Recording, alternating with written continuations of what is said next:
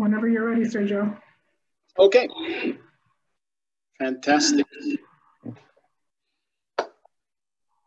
Thank you, Wendy. Thanks for having us today. This is Sergio Lujan, and forgive me if I'm kind of fidgety because I'm standing today. So whenever I stand, I tend to bounce around. So just work with me. This is Sergio Lujan, and I am with the Education Committee here at SRCAR, and I have the benefit of being, and I've had the pleasure of being a part of it now for about 3.5 years. And I'm really super excited from time to time, this particularly with COVID, when COVID started, I had a nice conversation with Connie at sometime in April, and we were talking about what we can do to help with the current state of the market, you know, being locked in and all the restrictions that came with it. And from there was an idea that was birthed, and I ran it through the committee and Cynthia, and we came to the conclusion that a mindset, very, very important, is critical in times like this. So with that in mind, I collaborated with a couple of professionals that I know. One of them, the first person I went to was Jarvis, which is our presenter today. And that from there, it was a perfect match. So I'm super excited today. By the way, I just don't work for the association. I'm a lender by trade, been doing this for 18 years.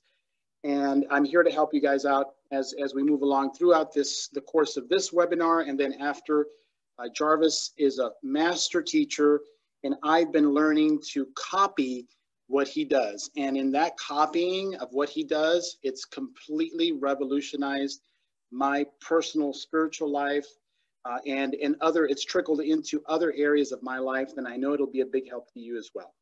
So without further ado, I want to give the entire floor and the rest of the 58 minutes to Jarvis Leverson. Jarvis, go for it. Thank you, Sergio.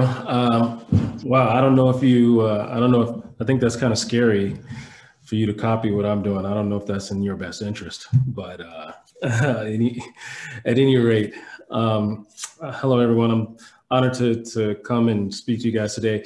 First and foremost, is anyone excited about the cold weather? Who's excited about the cold weather? Let's get some, I can't see everyone, so let's use the chat. If you can go into the chat and type a few characters in there, and that also gives us a little practice to using it, because I'm going to be asking questions along the way, and it's really good if you can interact, and that kind of fuels my fire as I go along. So can a few people go in there and type yes or no? Who's excited for the cold weather? Anybody excited for the cold weather? Enjoyable. Wow. All right, we got a few yeses. Everyone's excited for this. It's funny. I'm not. I am not excited for the cold weather. And the craziest thing is, I'm from Chicago. Me, born and raised in Chicago, the Windy City. And when I left Chicago, let's see, 20 years ago. And I vowed to never see another snowflake. So that shows you what I feel about cold weather. So sorry if I offended any cold weather fans out there. But without further ado, okay, let's go ahead and get started. Today, I want to share, now, I'm not sure who was here. Was anyone here in the last, a few months ago, I gave a presentation. Was anyone here? Type yes if you were here and you saw that one that I gave a few months ago. And that one was specifically on doubling your productivity. Was anyone here for that one? No? All right, well, perfect. So there's no overlap then. So I won't bore. If you were here for the last one, some of the things we're going to talk about today, I presented before. So I just want to make sure I didn't bore any of you guys. But let's go ahead and dive in. I'm going to share my screen here. All right, and let me know if you can see my screen. And I'm going to, all right, now it says, this is titled The 5 Steps to Becoming a High-Producing Sales Hero. I believe a lot of people here are the real estate focused. So I'm assuming that most people are in a sales role. But even if you're not in a sales role, what we're going to talk about today will pertain to just about any environment, not just sales, but if you're in sales, in particularly sales, the formula that I'm going to share with you today is extremely effective. So just a quick intro. What does it mean to be a sales hero? The official Webster definition of a sales hero is someone who attracts large sums of business effortlessly and easily in increasing quantities from many sources on a continuous basis. Now, Webster, that's not actually in the Webster version. I actually made that up, but it should be in Webster. But would anyone want to, who does this appeal to anybody? Who wants to attract large sums? Who wants to just open their inbox and there's orders being filled and just answer the phone and deals being referred to them? Who wants to just attract business effortlessly and easily? Does that appeal to anybody on this call today? Oh, yeah. Me. Okay. All right. So I thought so. And so we don't want to have to chase business. I don't want to have to run and chase clients down and pull teeth. I would love to just attract large sums of business. And that's what it means to be a sales hero. So today I'm going to share with you, there's 5 steps to becoming a sales hero. So a quick background on me. I've been doing high performance coaching for the last 4 years. I help people become high producers with kind of just showing them formulas that can drastically improve their life. I actually am from Chicago, former computer engineer. So I worked for a few tech firms before I transitioned into sales. And I've been doing a mix of software sales and commercial real estate for the last 15 years. In fact, when I was doing software sales, this is me getting presented. I was the top sales rep for a Fortune 100 software services company here in San Diego. And so over the last 15 years, I've kind of accumulated a good number of tips, tricks, ideas, best practices on how to master the art of sales, how to get people to give you deals and give you money. And actually in this particular instance, this is the CEO introducing me. I was about to speak on stage in front of 500 sales reps to share with them my secrets, what I was doing to be so successful. In fact, they're the same secrets I'm about to share with you right now. And so we're going to walk through those 5 steps, and I'll call it the sales hero's journey. Here you'll notice Sally on the bottom here, that's our sales rep. And we're going to go on this journey as Sally walks through each of the 5 steps to becoming a sales hero at the top of the mountain there. All right, so let's go ahead and get started.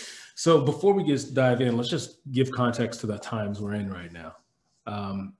You know, I might be dating myself, but back in the day, there was this movie, Back to the Future, where you can get in the car and go to any year you want it. And so right here, he's saying, Marty, whatever you do, do not go to the year 2020.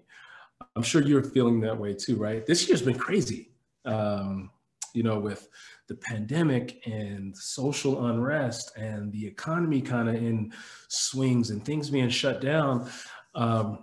This year will definitely go on the record books for sure. But despite all the doom and gloom you see on television and the news, people are actually still winning right now. Every day, companies are announcing that they're hitting record highs in sales, record high revenue numbers. Amazon just hit a record high for transactions in the last quarter, right? Jeff Bezos is on pace to become the world's first trillionaire. The housing market here in California is up. I'm sure you know this already, but year over year from this point last year, the home sales and home prices are actually up right now. So, you know, despite everything you see, people are still winning, even in the middle of this pandemic, even in the middle of this crisis, people are still winning. But why doesn't it feel that way? Why is it that some people are winning while it feels like everyone else is kind of just struggling and trying to make things happen? It's because of this. It's less competition. Right now, when I was in college in computer engineering, they had the first year of school was designed to be especially hard. They created the curriculum to be overly difficult, and they called it the weed out year. And what they did, they designed it that way in particular because it weeded out all the people that weren't cut out to be a computer engineer. They call it a weed out year. It weeded out all the people that didn't have what it takes. And I think 2020 is going to be a weed out year. And what it's doing is weeding out a lot of the people that's just not in it to win it. And what that's doing is creating less competition. So for those that can thrive in this new environment, they will succeed. In fact, They say 1 out of every 6 small businesses are going to die and won't survive this pandemic. Now, that might not mean much to you until you realize this. You are a small business. If you're in any type of, environment where your income is directly tied to the amount of business you bring in, you are in fact a small business. So unless you can truly thrive in this new normal, unfortunately, a lot of people won't make it and won't survive through this. So how do you do that? And that's what I'm going to share with you today, because then those who do can walk down the street and just have dollar bills flying in their face. Does anybody want dollar bills flying in their face? I would love to be this guy. Oh, yeah. One day, I just want to walk down the street, pumping my fist as dollar bills are flying in my face. And if you want to do that with me, let's go on this journey. And I'm going to share with you a couple of secrets that I think can get us there. So with that being said, let's go on the first step of Sally's journey. So the first thing we're going to tackle is motivation. You ever feel like sometimes you just don't feel motivated? Just don't feel like doing it. You know, you got a to-do list that's 50 items long and you're staring at it and you're like, I just don't feel like doing it today. All right. How do you cure this? The first step in the hero's journey is wake up early and exercise. The fact of the matter is, some of you are sleeping too much. Yeah, I know, I said it, right? You might be thinking, Jarvis, what do you mean? Like, isn't sleep supposed to give me energy? Like, don't I need all my sleep? You know, isn't it supposed to like give me fuel and hit the reset button? The fact of the matter is, you probably don't need as much sleep as you're getting. According to Harvard Health, too much sleep actually lowers your energy. So what happens is you need about 8 to 12 hours of sleep as a child, as an infant. But as your body ages, as you mature, as you get older, your body requires less and less sleep. And in fact, when you go over the amount of sleep that your body actually needs, what you end up doing is it reverses. You actually make yourself more tired. And so some people actually only need about 4 hours of sleep. That may sound surprising because it goes against everything you've ever heard. But this is coming from Harvard, and you can't dispute Harvard, right? So they actually go on to say that you may think that you're doing yourself a favor by getting an extra hour of sleep, but you could end up lethargic and unmotivated. Here it is. You thought that hitting the snooze button, getting that, squeezing in every ounce of sleep that you possibly can get before you have to get up. You thought you're doing yourself a favor. In actuality, you might be hurting yourself, making yourself more sluggish, more lethargic, and more unmotivated. So what do they suggest you do? They say exercising, as soon as you wake up, increases the oxygenated blood flow to the heart and brain, which boosts mood and energy levels. Essentially, instead of sleeping as much as you can, they suggest that you get up and move. What happens is, what you'll notice is that you'll have way more energy and mental sharpness all day long. Energy and mental sharpness actually means motivation.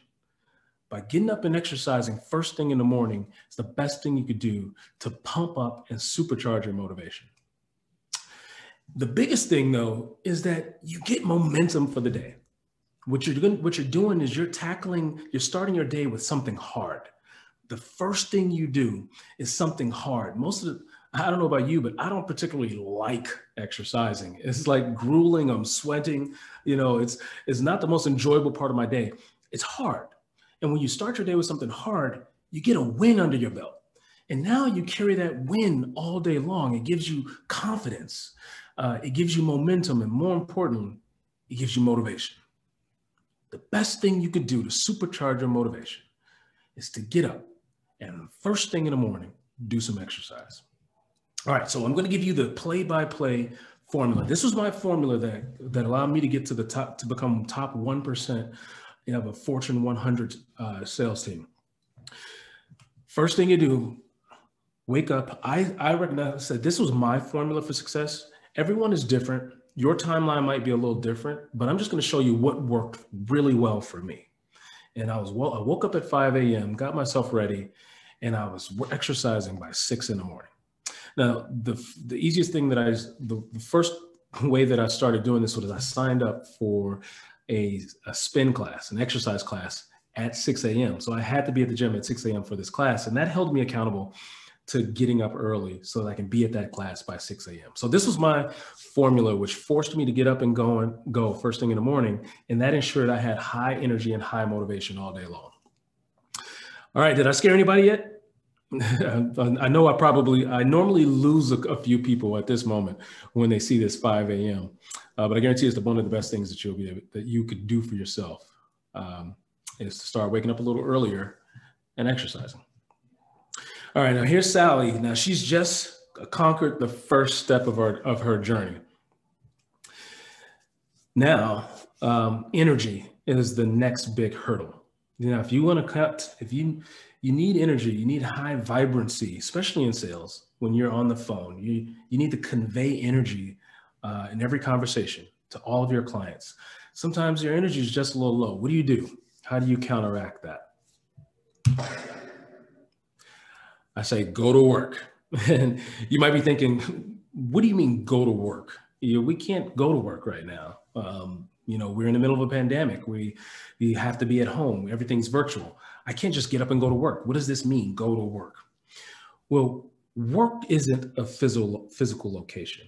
Work is a mindset. And it's not just a mindset, it's a winning mindset. And so when you think of a winning mindset, what do you think of? You think of energy, drive, motivation, vibrancy, hunger, always be closing, right?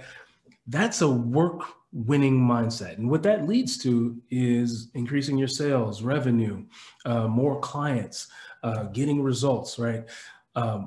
This is a mindset. It's not a physical location. It's a mindset. And you can have that mindset whether you're working from home or not. And what you'll notice is that you can trigger this mindset. You have full control over your mindset at any given moment. Let's do a little pause here for a little exercise. What do you think of when you see this? I mean, man, look at that. Look at how the light just glistens on the cheese and it's just melting just right. That I want it. Look at that special sauce. You see the special sauce on the bottom? Like it's just oozing out. I mean, how do you get a bun to look like that? That can't even be real, right? That's funny. Now, let me ask you this.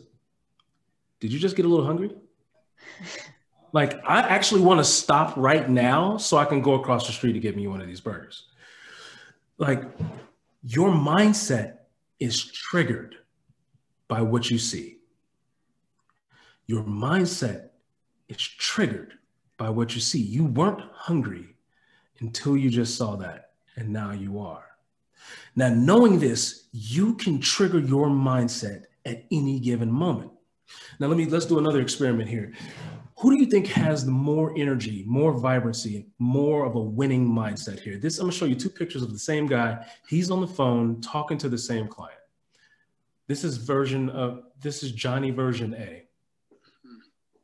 And this is Johnny version B.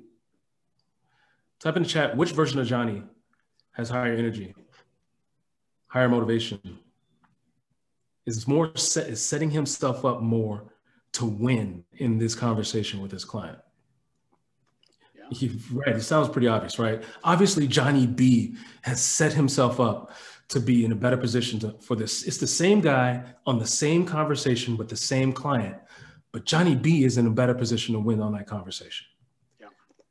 Johnny B, you trigger your work mindset by what you see. So the very first stage of triggering your mindset is to get dressed. Just because you're working from home, you don't have to have a home mindset. Get up and get dressed. I get up and get dressed every day, whether I'm working from my kitchen or if I'm actually going into an office. Get dressed, because what happens, you walk past the mirror and you see yourself. That's true. And you trigger a mindset. Yeah. If you're in your pajamas, you are triggering yourself to be comfortable, to be cozy, to be laid back, to be lazy. If you see yourself suited up and ready for battle, that's the mindset you carry with yourself. Just because you're at home, get dressed anyway. Now, the second thing you want to do to trigger your mindset is have a designated workspace. I don't promote, now everyone's situation is different. You might not be able to do this, but if you have a designated space, it's preferable that you are able to separate yourself away from the couch, away from your bedroom, away from the kitchen, and have a place that as soon as you walk into that space, all you see is work. There are no other triggers that pull you and distract you away from a work mindset. If you see the couch, if you're trying to work from a living room, well, couch also triggers Netflix and then chilling, right? So you're confusing yourself. If you're in the kitchen trying to work from the kitchen table, you see the refrigerator, you're getting hungry, you're triggering yourself for other things. If you can, isolate yourself in a work environment where all you see are things that trigger a work mindset. In an ideal situation, you can go to a coffee shop, or you actually can still go into the office where you can go someplace else and work without being triggered by the house. All right. So here's the second stage of our Sales Hero formula. So we're up at 5 a.m. We went to the gym or work out from our living room at 6. The next thing you do, get dressed and go to work. All right. Everyone still with me so far? All right. Let's do this. I hope you're getting, type in the chat what you think so far. Let me know if you're getting some good juice out of this. All right. All right. So here's Sally. We're in the third step of our journey here. She's up early. She's gotten dressed and she went to work. Now, this is a big one. Focus. How do you stay focused? How do you stay how do you make sure you don't get pulled, your energy, you don't get distracted? You're into all the minutia. I say the little things. How do you make sure your energy and time and focus doesn't get pulled into all the little things, and you can concentrate on the things that matter most throughout the day? And that's by doing this. Closing your inbox. Now this, I know I'm going to rub some feathers the wrong way with this one, but there's nothing important in your inbox. Jim Rohn always says this. Jim Rohn is one of the world's greatest life philosophers. If you haven't heard of Jim Rohn, I really highly suggest you go on YouTube and binge everything you can from Jim Rohn. But Jim Rohn always says this: people are good at spending big energy on little things. That's a good one. Now, what do you mean by little things? Well, if you're in sales, there's a very clear definition of what are big things and what are little things. Let's tackle the little things first. Paperwork, fulfilling orders, doing admin, doing property research, filling out spreadsheets, doing reporting, answering emails. Those are all the little things. If you're in sales, there's really only one big thing, and that's bringing in new business. Your value is solely tied to your ability to bring in new business. Anything outside of that is a little thing. All right. Now, the problem is most people spend 90% of their time on the right side of this graph. They justify spending all their time chasing all this little stuff. Meanwhile, they avoid doing the big thing. They avoid doing their cold calls. They avoid doing their prospecting. They avoid doing their reaching out to their referral partners. They avoid the big thing so they can spend all their energy on the little things. Can you relate to that? Now, why do you do this? And let me explain why this happens. And it goes back to the prehistoric days. If you look at how we evolved as humans, go back to our caveman days, our entire day was centered around survival. Everything we did was based on survival mechanisms. So we had to, our brains adapted by energy conservation, because we were doing one of three things. Either we were chasing food, chasing a mate, or trying not to be chased. Every one of those things, it required a huge amount of effort, huge amount of energy. So our brains evolved by conserving as much energy as possible so it could have that energy saved up for when it needed to exert it the most.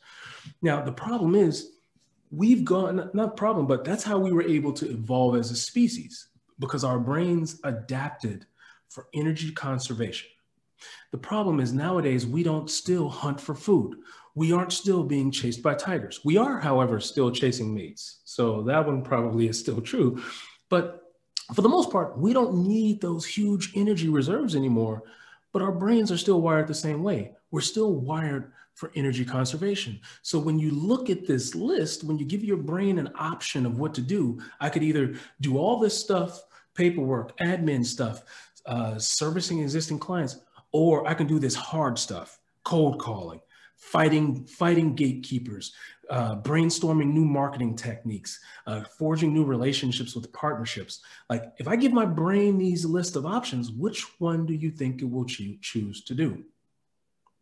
All day long, it's going to choose the right side of this list.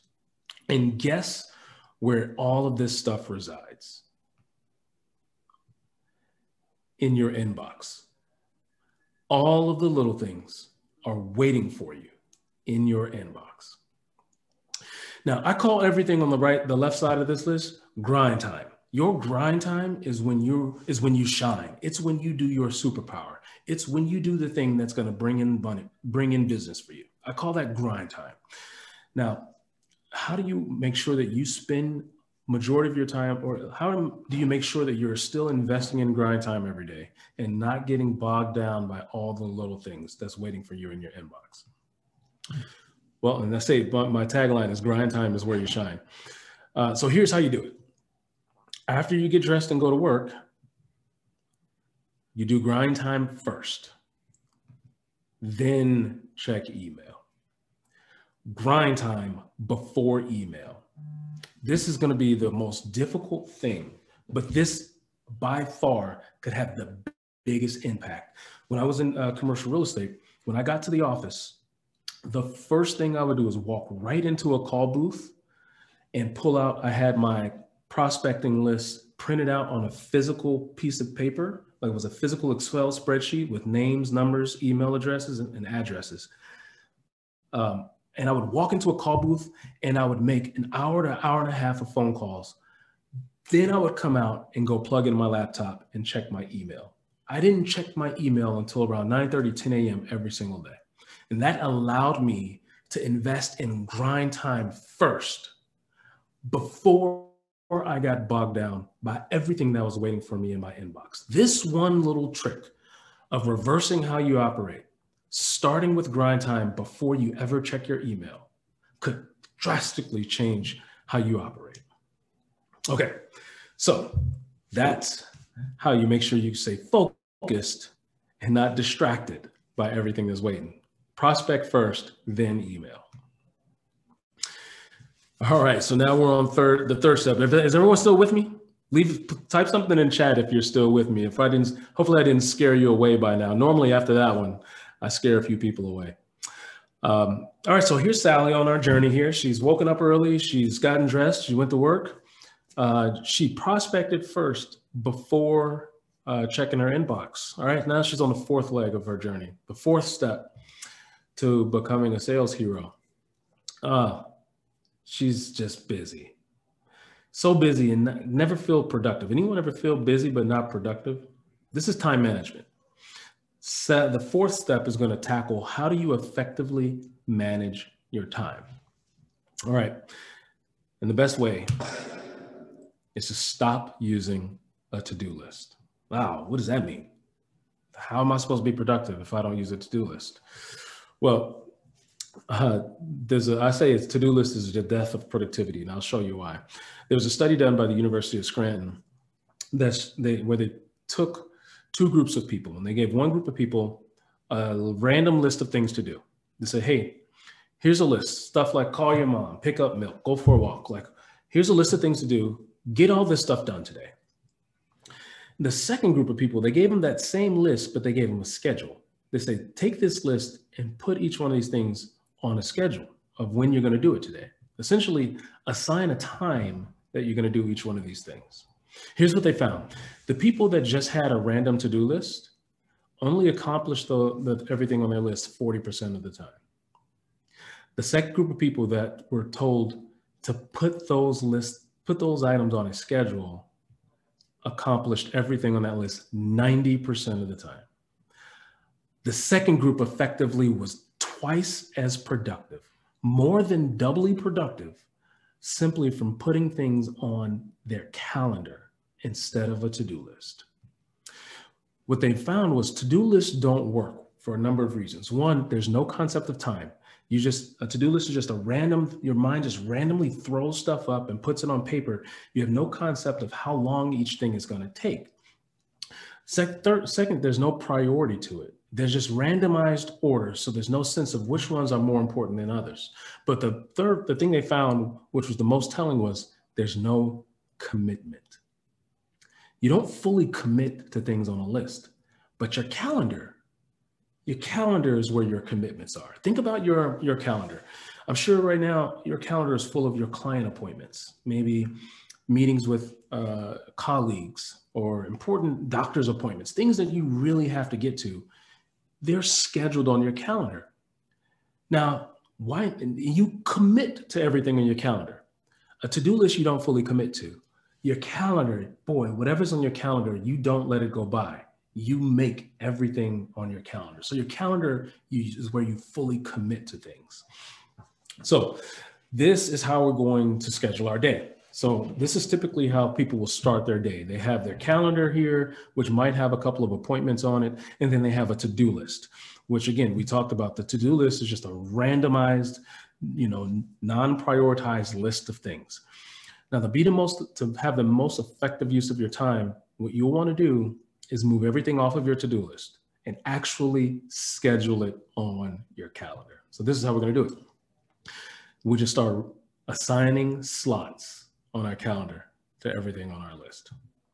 And what you'll notice here, the minute you attach a time to each thing on the list, you commit to it. Now, there's no blank space on your calendar. You know exactly what you're going to do, and you know exactly when you're going to do it. And when you do this, 90% of the time, you'll follow through. This one little hack could double your productivity by using your calendar as your to-do list. You'll also notice on here, this actually, at the top of this is actually the Sales Hero formula we've been talking about. Getting up early, working out, doing grind time, then checking email. Sally's got it. So this is what your calendar should look like when you're done scheduling your day in the morning. It should be completely filled up with intention and purpose.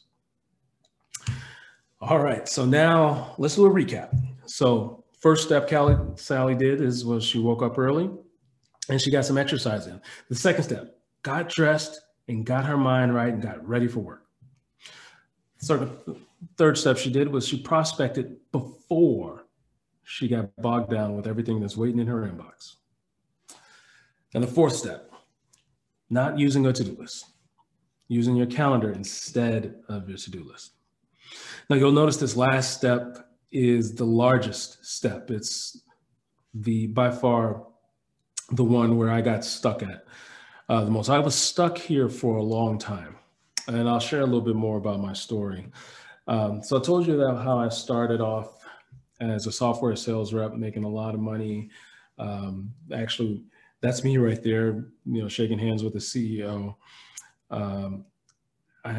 We had a beautiful condo in Little Italy overlooking the water. Everything was great. At this point in my life, I got a little cocky, I got a little comfortable, and I said, you know what, I want to actually go into commercial real estate. I was kind of getting bored with software sales. I was like, you know what, what's the next stage of my life? And I wanted to have office buildings with my name on it. That was my grand ambition. I wanted to walk downtown and see office buildings with my name on it. Don't laugh at me. But I still, to this day, I still believe that one day I'm going to have the Jarvis Towers downtown. So I went into commercial real estate. So I said, let me go get my commercial real estate license. And, I'm successful. I know sales. This should be easy for me. I should be able to take my experience and just transfer it right over into real estate. And so I got my license, signed up with a broker's office, and something crazy happened. I struggled. It did not go well for me. Here it was, I had the skills, I had all the accolades, I was getting all the awards, but then that didn't transfer over to real estate. And there was a big difference. I was working for a big Fortune 500 company with very set structure, very clear procedures and processes. And, there was a clear hierarchy, structure, and there was a very set way of doing things. And then I transitioned into a world where essentially I was a business owner. There was no set structure. There was no one looking over my shoulder saying, do this, do that. I was in complete control of my time, I had complete flexibility to do whatever I wanted, whenever I wanted. And what I found was I did not operate well in that freedom, to be quite frankly. I don't know if this applies to you too, but I actually work better under structure. I work better when I know exactly what I have to do next, and then I know exactly what I have to do and what I have to report to. In this new environment, I didn't struggle. I didn't do well.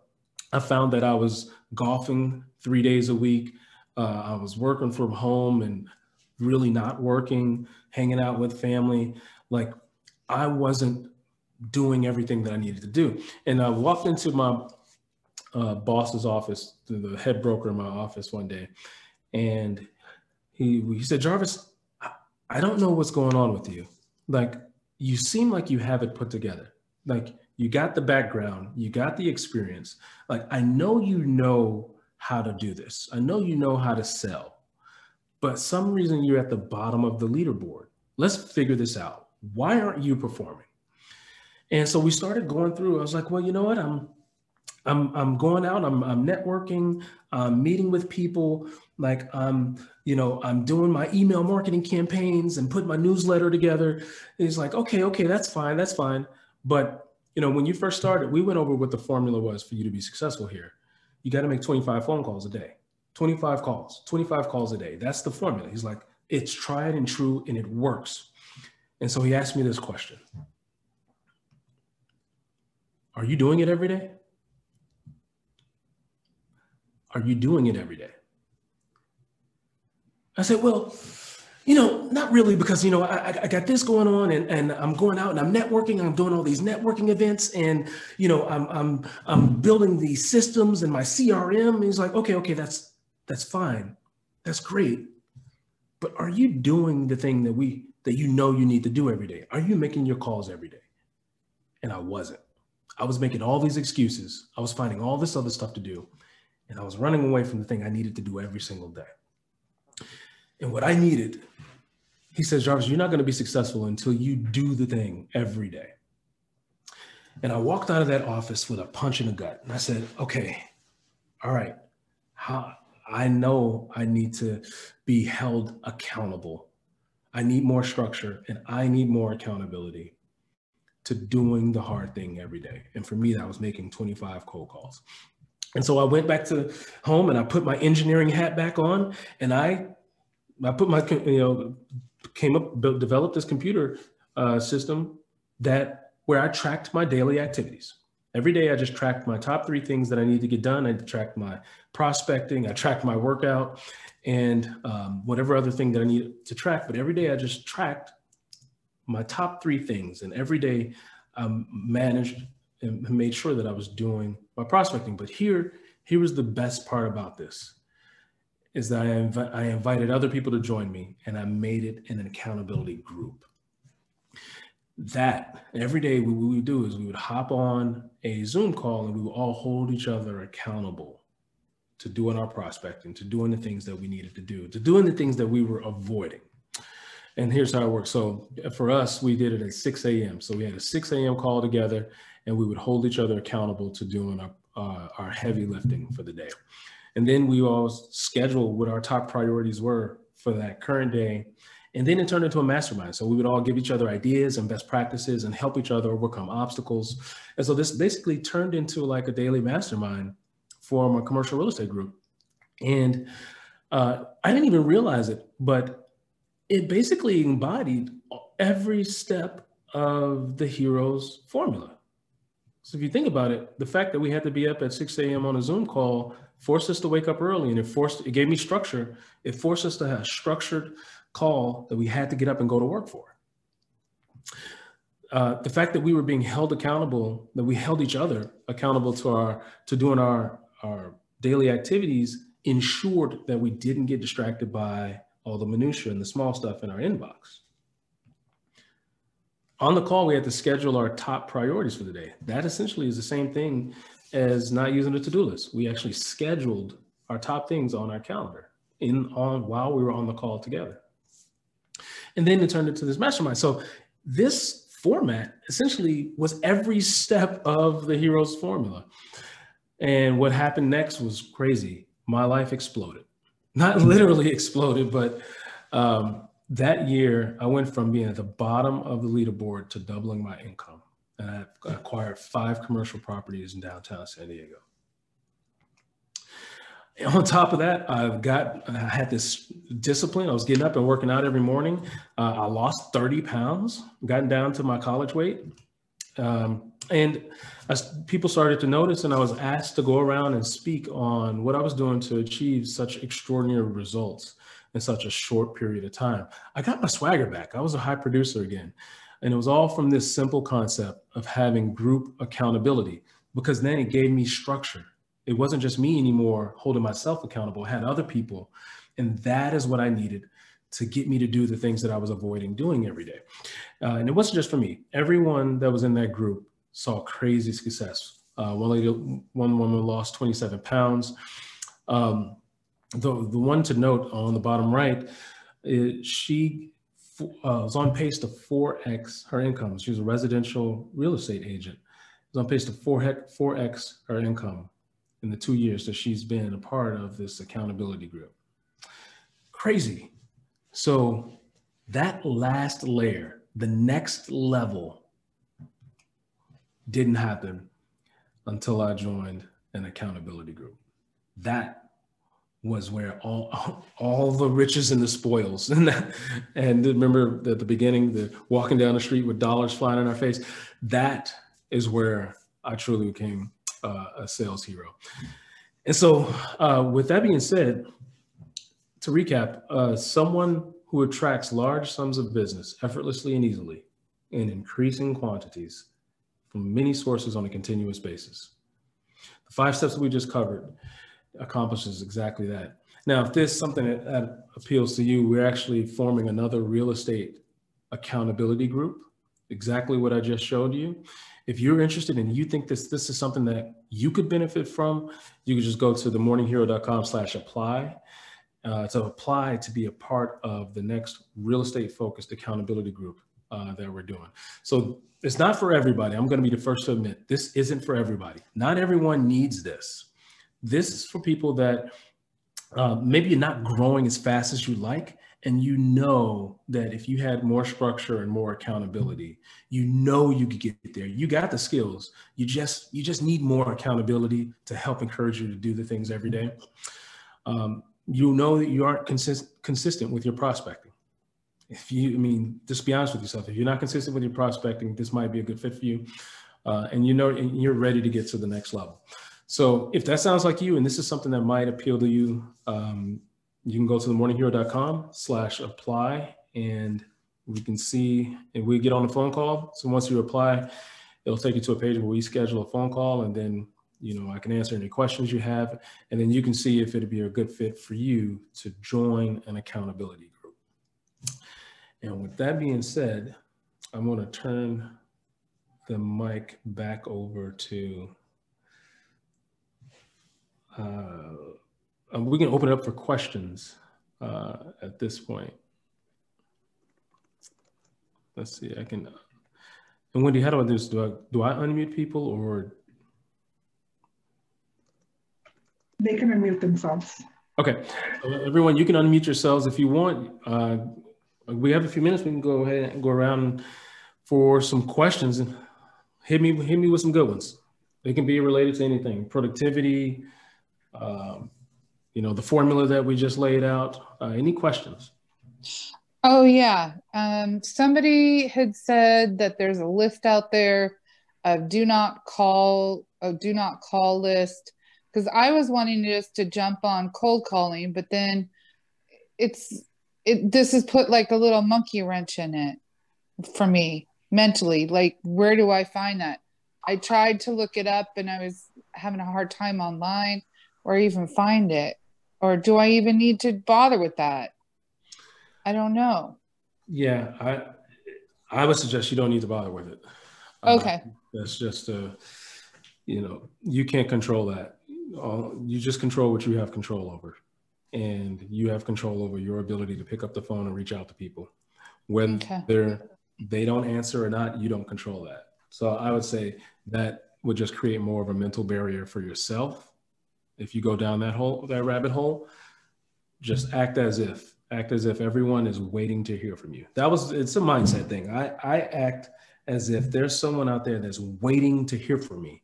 And every moment that I'm not trying to reach them, I'm denying them the ability to speak to me. And so when I have that mindset, like they're dying to hear from me. They need to hear from me because I have something so valuable that is going to drastically impact their life. I have to get it to them. I have a moral obligation to get this to them. So I have to call them. It's my moral obligation to call them and offer them this. And so when you walk in with that mindset, don't worry about all the other stuff. If they don't answer, if it's a do not call list, all that stuff is irrelevant. Okay, sounds great. Let's see. Any other questions? Who has a hard question? Hey, Jarvis. Yeah. So in your schedule there, I like it. I've seen a lot of it. But when do you build in time to read as a leader in your industry into your schedule? Great question. I used to do it in the morning. Now I do it in the evening. So my mornings now I reserve for the things that require my highest cognitive power. And that for me is prospecting, doing creative work, things like that. Reading, I put in the evening because it tends to wind me down. So I actually prefer reading at night because then it helps me get to sleep faster. So I have an alarm set on my phone. My alarm goes off at 9 p.m. And at 9 p.m., that's my cue to turn off my television, disengage from email and work, and pick up a book and start reading. And so what that does, that ensures, because I get up crazy early, so I have to be in bed I have to be asleep by 10. My bedtime is 10 p.m. It's like me and my 1-year-old son go to bed at the same time. But so when I read at night, it ensures that my brain kind of disengages so that I can fall asleep faster. So that's where I read. I read at night. Did that answer your question? Oh yeah, thank you. Yeah. Let's see. Any other questions? Let's see. Does anyone? You can also type it in the chat if you don't want to. Let's see. I'm going through some of the questions, and I'll put up the. Does anyone else wanted me to go back and show that formula, the daily schedule for success? Sure. Yeah. Okay. Let's see here. Just forgive me as I have to scroll back through all of each of the slides. But this is definitely, so the top part of this was a winning formula. And it's really simple. Get up, do some exercise, and then the first big thing, the hardest part is going to be avoiding checking email. Not getting sucked, because the minute you open your inbox, now you're sucked into the minutia. And it's because it's legitimate stuff in there. There's stuff you need to respond to. There's stuff that, paperwork that you need to follow up on, and clients, you need to follow up with. Like, there is legitimate stuff in your inbox. The problem is once you get in there, it's going to completely derail you, and that's all you're going to do all day long. And you're never going to get back to prospecting. So whatever's in your inbox can wait. Prospect first, then address all the stuff that's in your inbox. And that way it ensures that you prospect every single day. Because if you're not doing it every day, you're not going to be successful. So this formula ensures that you can do your grind time every day, because that's the only way you're going to be successful, is if you can be consistent with this. All right, Jarvis, a question on your prospecting then. If you have that grind time set at a certain time, when are you taking time to prepare that list? So I have it prepared already in advance. So I think you all, you know, as business owners and, you know, your goal should be the master of your territory. You should be the mayor. I said you should be the mayor of your territory, or the mayor of your domain. So I prided myself on becoming the mayor of office building properties in downtown San Diego. So I had a list of all the owners and all the information in a sheet. It was about 400 property owners. And I printed it out and I put it in a binder. And I carried that binder with me everywhere. So I had a physical list with all the research already done in advance. So every day I didn't have to do any prepping or research. It was already done in advance. So every day I would get to a location, I would open that binder and I would go down the list making calls and then making notes as I needed to. And so that ensured that I never got bogged down with research, because, you know, the word research, like, I think that's a rabbit hole. People always confuse, like, oh, I need to do research first before I make this phone call. The minute you start doing research, you get sucked down a rabbit hole and you never make the phone call. So I would rather make a call without even having to do any research, just to ensure that I made calls every day. So I did minimum prep work. Every day I would just pull my book out and start making calls. So you could schedule, though, part of your day for doing the research, but always keep your prospecting, that time blocked off first. Always. Right? Correct. I like Absolutely. that. Okay. So these other blocks of the day, like, again, look, this is only an hour to 2 hours, the grind time. You still have the rest of your day to do every other thing you need to do. So what I'm saying is that 1 to 2 hours needs to be set in stone. It should be a recurring appointment that never gets moved. Nothing gets scheduled over it. It's always on your calendar. And then you still have another 8 hours the rest of the day to do all the other stuff that you need to get to. So that's where you do your research. That's where you do all the transactional stuff. That's where you do all the follow-ups. Your grind time stays the same every day. It doesn't change.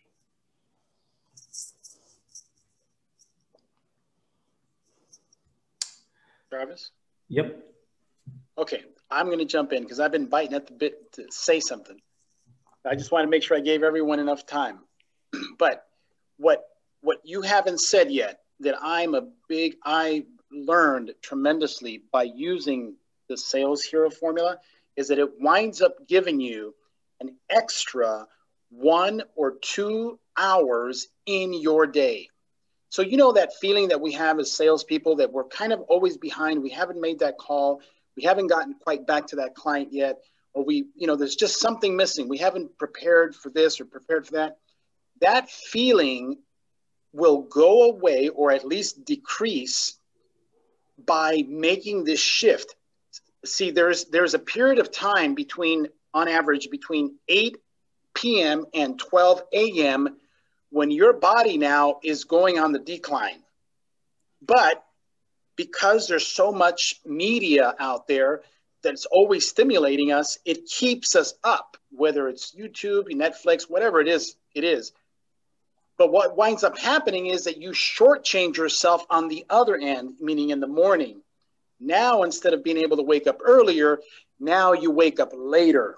And so now you're always behind. You're always chasing your tail like a little dog kind of going in a circle.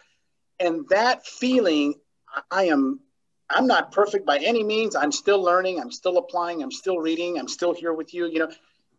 That feeling of always being behind will start to dissipate. It'll start to reduce itself, and you'll start feeling better about you. And that right there, that will change your mindset. And it'll complete that mindset shift will begin to happen inside of you. And that will begin, because now you tell yourself, you actually do what you say. You say you're waking up early, you have accountability. That begins to change your whole view of yourself. And you can't put a price on that, because other parts of your area will start to improve. Anyway, I've said enough, but I just wanted to get that out because that's important. Thanks to you, I've picked up 1 to 2 hours on any given day because of the fact that I get up earlier. So I thank you for that. Yeah.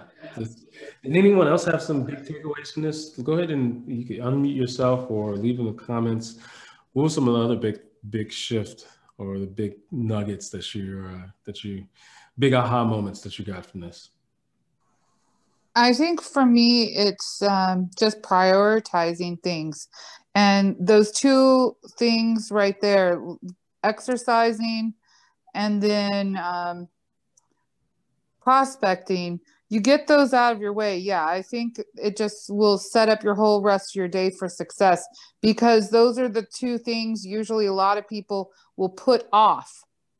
You know, I'll do it later because, well, one, we just as people, I think we tend to put ourselves last for the exercise, and we don't take care of ourselves as much in this society. And then the other one, the prospecting, I think it goes equally in hand. It's like these two things we need to do the most, but we sometimes, for whatever reason, we procrastinate them, and getting them out of the way, so to speak, I think we'll actually end up wanting to do them more, because it's like a snowball effect. It's just gonna, I'm excited. I really appreciate this talk. And then I think it was a perfect name, Mindset Bootcamp, because you're right. A lot of people are going to fall to the side. It's tough. You're starting something new. We're all kind of out of shape. And then my husband told me when he was in the military, you know, that's when, you know, the fat guys lost the weight and the skinny guys, they got bulked up, and it strengthens you. And I don't know.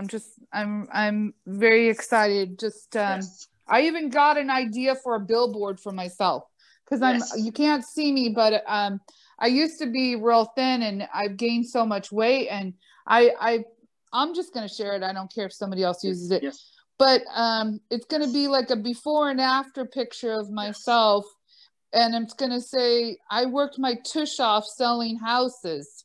I'm excited about using that, because I'm already seeing myself thinner and just doing this thing. Thank you guys. I'm just like almost in tears in happiness. Yes. Woo! Thank you. Yes. Who was that, by the way? Who's Reva Knudsen. Reva. Yeah. That's awesome. By the way, great idea. I love that. Thanks. Idea. Yes. And you're right. There's a great thing that happens when you start to get there's the law of momentum, and it's hard to describe it. It's almost like the law of attraction. But when you start doing something and start picking up a few little wins, then they start accumulating and they turn into bigger wins. And that's kind of what this formula right here does for your day. You start the day strong and you pick up a few small wins, and then it snowballs into bigger wins all day long. And that same rule of momentum applies to life in general. The minute you start getting up and doing these things and get consistent, you start working out every day, you start making your calls, then all of a sudden you'll start to notice a change. Things will just start happening in your favor. People just start calling you. Deals will start showing up out of nowhere. And you're like, where's all this coming from? It's because you picked up momentum, and it's hard to describe it. But that's what this formula does. It gives you a clear way to just pick up momentum every single day. Jarvis? Yes. With that idea of building the small wins, to build momentum, what do you suggest you do this in your momentum slows or you go off track? How is the best way to use the accountability group to get back on track to rebuild those wins? Good question. So I agree. The accountability is by all means the best tool, because we tend to show up for others more than we show up for ourselves. It's just a fact of the matter. Like, there are days where I don't want to do something. For instance, the other day, I told my aunt I was going to take her to the pool to go swimming. And later that day, the day went on, I had a really tough day. I did not feel like going to the pool. And I call her up and I'm all ready with my excuse. Like, hey, aunt, about the pool. It's not, gosh, I don't think it's going to happen. All right, so I'll call her up and I'm all ready with my excuse. And then as soon as she answered the phone, she's like, "Hey, Jarvis, oh, are you ready for the pool? I can't wait. I've been thinking about it all day long. I'm so excited. You coming, right? Are you on your way?" And of course, what am I going to do? I'm like, okay, yes, I'm on my way, right? Like, she held me accountable, and I did the thing I didn't want to do. I did it anyway because she was holding me accountable. When you have other people, the best way to fight your own lack of motivation, your own lack of willpower, your own lack of discipline, when your discipline starts to fail, the only surefire way to keep you in check is to have outside accountability. That is by all means the number one way to make sure that you don't fail yourself, is by having other people hold you accountable. Yeah, can I chime in? Yeah. I've been watching a lot of videos on YouTube and motivational ones. One was a story about Michael Phelps and how his coach would have him go over and over and over again, visualizing, every stroke, every turn, everything. And so, and to visualize what would happen if the lights went out, or if this happened or that happened, and how he would handle it, and to count out like the strokes in his mind. And then it just so happened in that instance, something did happen when he was in the Olympics that he had already trained for. So he was prepared for it. And I think the whole thing, the preparation, and just in your mindset to know and expect certain things are or can be difficult, kind of is part of the process, I think, and in helping us to get over ourselves. Yeah, okay, if we already know that people are going to have objection, to be ready with what kind of we might say, so, and to be like have it down, like to practice those conversations, like you said, with the accountability group. Have somebody you can practice your listing presentation or your cold calling, so you've trained, you're ready. And the thing with the exercise, it's like, okay, I'm not going to feel it, but you already imagine, okay, I'm not going to feel like doing it, but I imagine in my head, I'm already saying, nope, I'm getting up. You're picturing yourself putting your shoes on anyway, and just being ready for that tough, whatever is going, seeing the picture of the taco shop with that big old burrito sign, and you passing by and saying no and grabbing your water and drinking it, being prepared for it to be tough, but having the discipline, just doing it. Yeah. And so did I answer your question? I believe it was Keith. Who's that answered the about question? the accountability? Yes. It was me.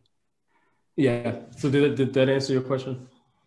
A little bit. I guess a lot of it comes back to I understand the structure of what we're doing is just the mental game of how to get that back, how to get that momentum, how to get that framework back in your head that you're being successful. Yeah, it's the mini wins. It's the start. Start small, right? And that's what this does. When you make a commitment to yourself and you honor that commitment, in your mind, that's a victory. So if you say tomorrow I'm gonna wake up at 6 a.m., I'm gonna wake up at 5 a.m., I'm gonna get up and I'm gonna do a workout. Your mind, it releases these endorphins, it releases these hormones, and you get a win, right? And that's a very small victory. And then it gives you motivation and momentum to go after the next victory, which might be making your calls that day, or going and have a really good meeting with a client. Right? This formula is what you're talking about. How do you get momentum when you don't feel like it, when you've been thrown off, when you're off your game? How do you reestablish it?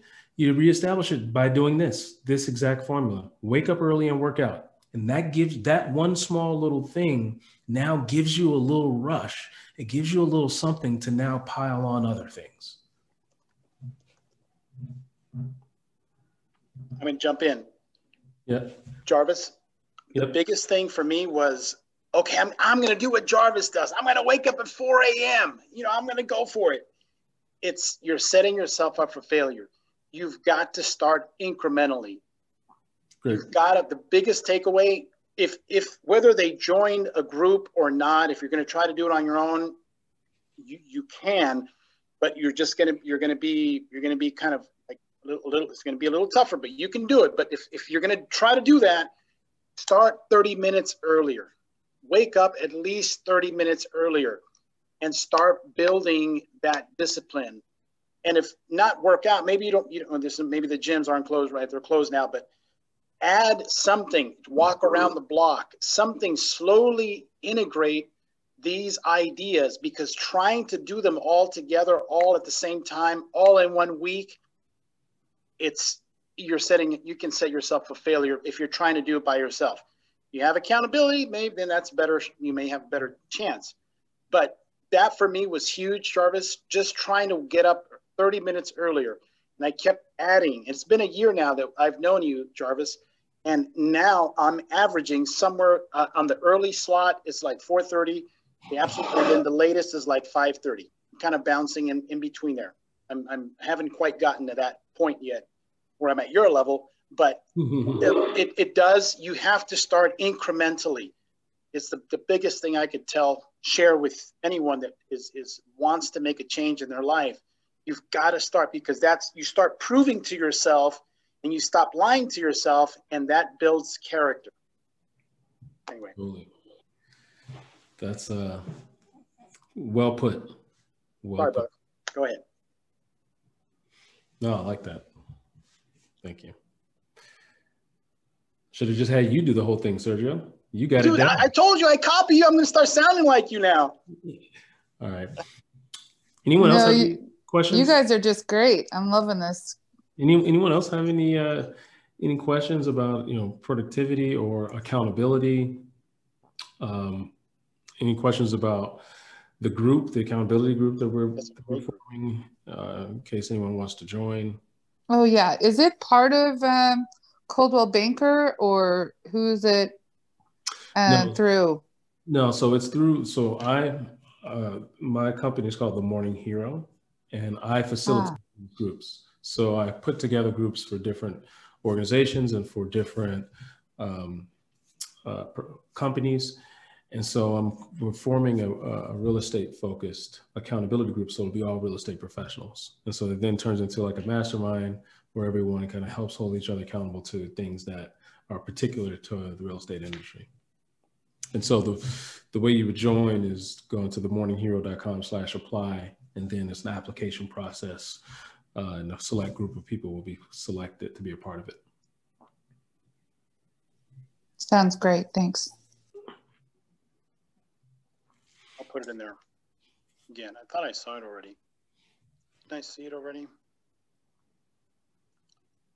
There it is. When I put it in the, actually, let me just go. Yeah, I'm going to bring it in. I'm going to bring it and refresh it. Oh, there you go. You put it on your screen. Yeah. Sorry, it's, there it is. That's awesome. Yeah, anyone still on the call that I would encourage you to take, if you're only your own mind, where you're at, because it's a mindset. If you're looking to change your mindset, then this is a good program. There's probably 50 different coaches out there, and they're good ones. They're big names. Are the large companies that I think Riva just mentioned. They have coaches. You can pay them, and they'll give you great coaching. But what they can't do quite in a way that I've unique is what Jarvis does, because he brings it down to the base level, and they'll give you the strategies. They'll tell you how many people to call. They'll tell you, what to do, the CRM, the flyers, the signs, everything. But this right here is like fundamental. And that's the one thing that I saw that was missing. And that's why I love Jarvis so much and his message. And I always look to promote it, because it is foundational. If you're waking up at 8 o'clock, 8 a.m., between 7 and 8 a.m., you're missing your day. And I was one of them. I was one of those people. But because our industry is so forgiving, it's so forgiving that it allows us, to make good income based on the closings. we get away with these bad habits, and these bad habits, they're chipping away. They're chipping away. You're not being the best that you can be when you're falling subject to these little habits, that sleeping in late, going to bed late, you know, not taking care of yourself. Eventually it's going to catch up. And eventually at some point you either get tired of it and you recognize I have to change, and you need something like this to at least help you get started. So anyway, again, Jarvis, I don't want to keep going because I'll keep going.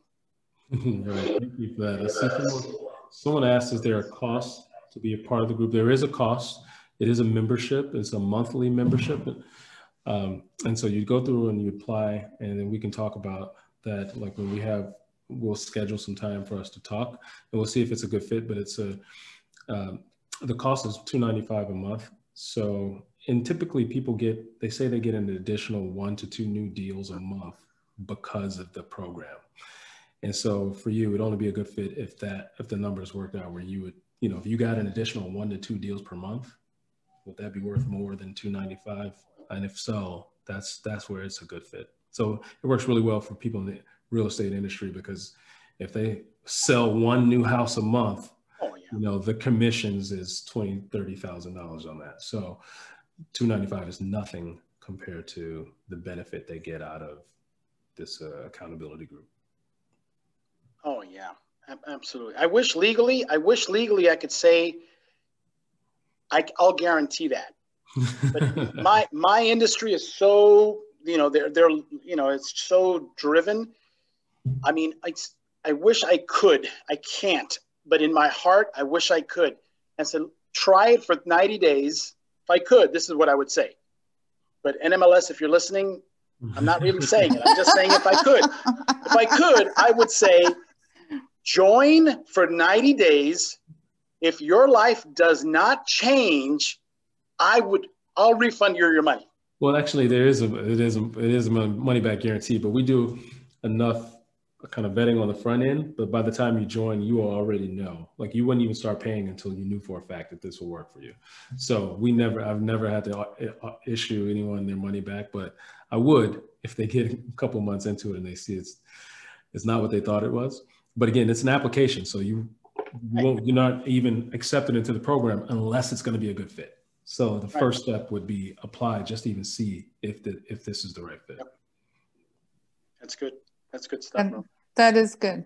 That's good stuff. That's good stuff. Thank you, Jarvis. Thank you. Thank you. Yep. Thank you, friend. Thank you. Booyah. Connie, this is for you. Connie, if you're watching this, if you're out there and you watch this video, thank you for allowing me to run with this vision, and the education committee, thank you for letting me run with this. This can literally change your life. And if you just start making some of those minor adjustments, just wake up 30 minutes earlier and go for a walk around the block.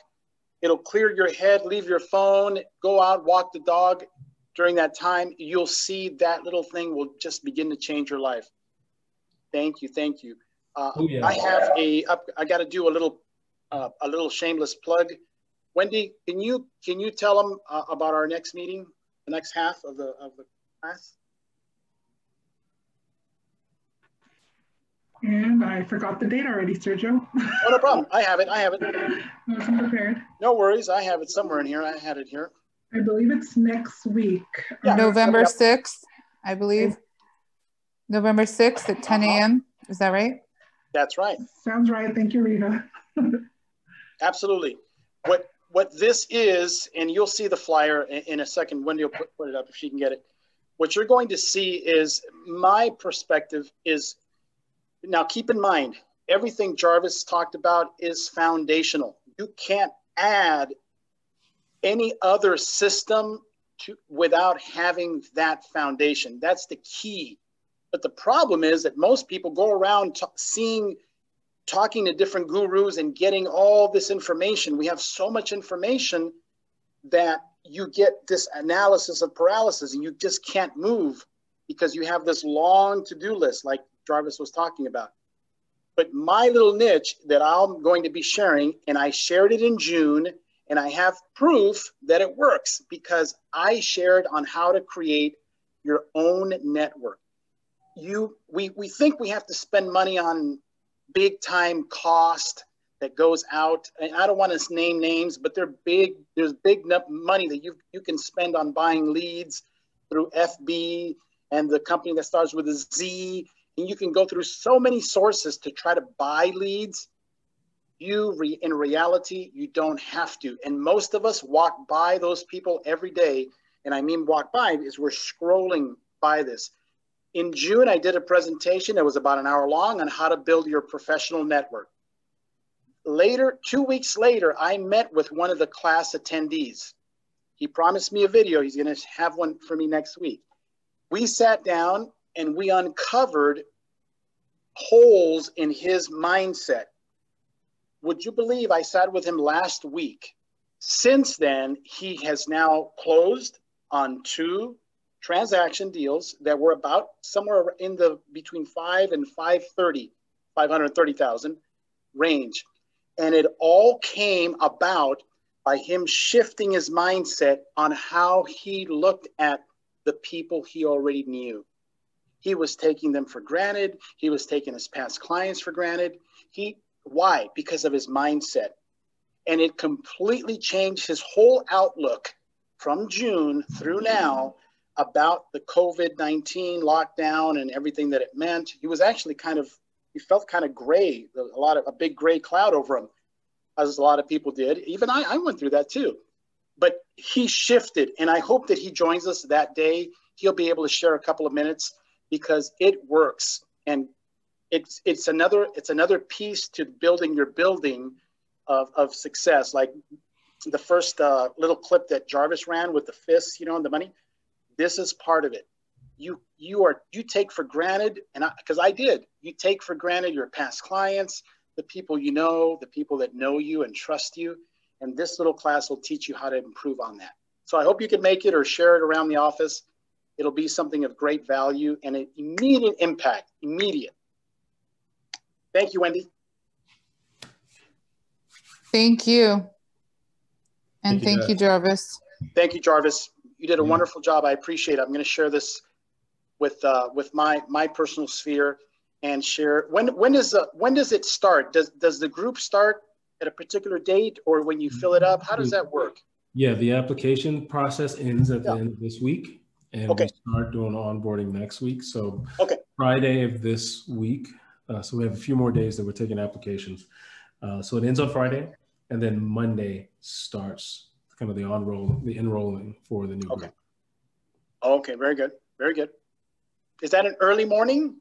That will be an early morning. We'll determine it'll either be a 6 a.m. or a 7 a.m. But more than likely it'll be a 6 a.m. group. Okay. Oh, wow. All right. I'm excited. That's the time that I started. Thank you. The earlier the better. I'm telling you, the earlier the better. Yes. That's where you pick up the 1 or 2 hours a day. That's right. Absolutely. Thank you. All right, Wendy, I think we're finished. I think we're all done for today. Thanks, guys. Thanks for attending. And thank you, Reba. Thank you, everyone. Session, if you want to join Sergio's session, the link is in the chat. If anyone wants to click on it before I close out. Oh, that's pretty. I love it. You're awesome. You can click on that. You sure can. Wow, that's genius. I love it. All right. Thank you, Sergio. Thanks, Jarvis. Thank you, everyone, for attending. Have a good day. Thanks, everyone. Yeah, have a great day.